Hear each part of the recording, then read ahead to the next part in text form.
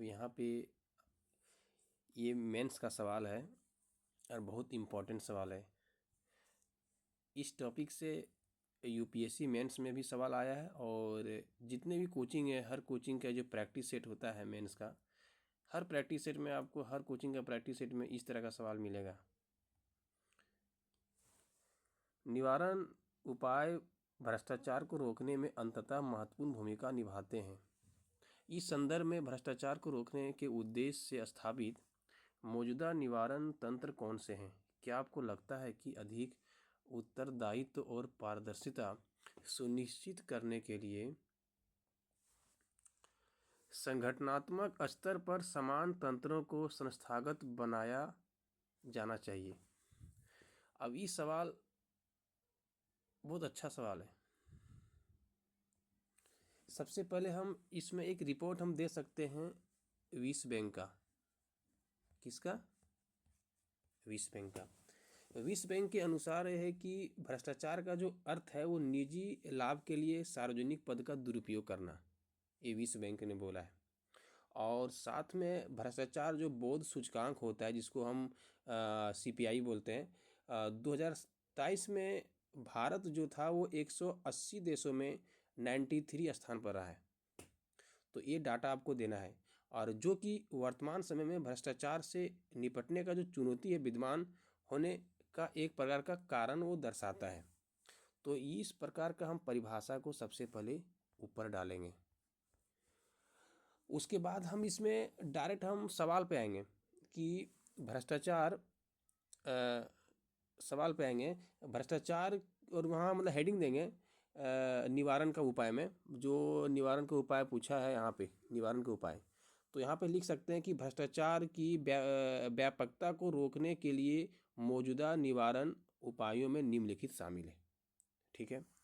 अब निम्नलिखित शामिल में हम सबसे पहले हेडिंग देंगे, जैसे विधायी ढांचा। विधायी ढांचा, इसको कैसे कि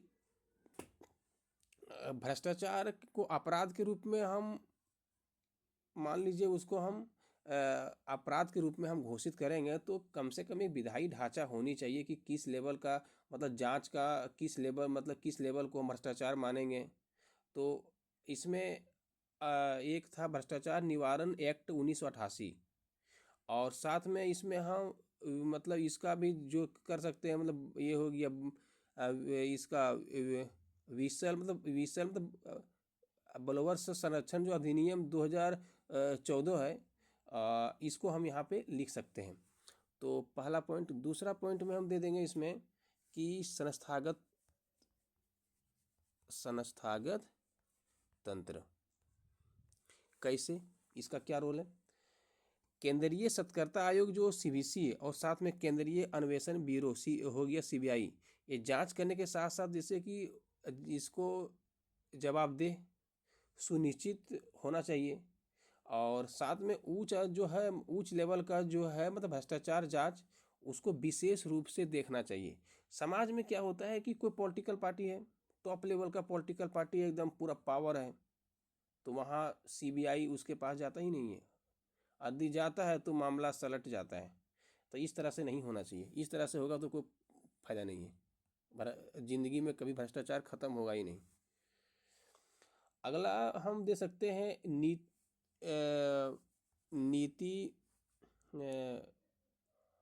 नीति शास्त्रीय मान दो। हाँ, नीति शास्त्रीय रक्षोपाय।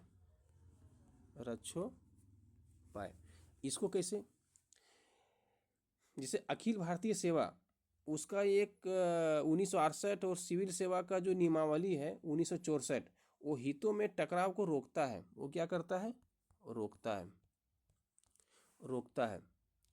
तो और इसमें क्या होता है कि गवर्नेंस जो होता है उसमें सत्यनिष्ठा को ये सुनिश्चित करता है। तो ये पॉइंट भी आप दे सकते हैं, बहुत अच्छा पॉइंट है। अगला पॉइंट आप दे सकते हैं इसमें जैसे लोक सेवक, आप जिसका तैयारी कर रहे हैं, लोक सेवक द्वारा संपत्ति संपत्ति की अनिवार्य घोषणा। इसमें क्या होगा कि सार्वजनिक जो अधिकारी होता है उसको समय समय पर अपना संपत्ति का खुलासा करना आवश्यक होता है, जिससे क्या होगा, समाज में पारदर्शिता आएगा। पारदर्शिता आएगा।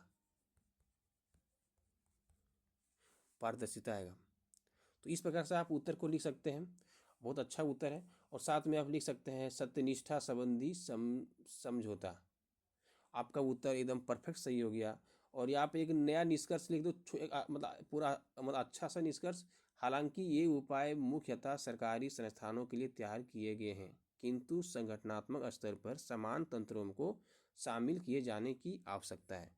जैसे संगठनात्मक स्तर पर तंत्रों का संस्थागत बनाना, जैसे हो गया पर्यवेक्षण को सुदृढ़ करना।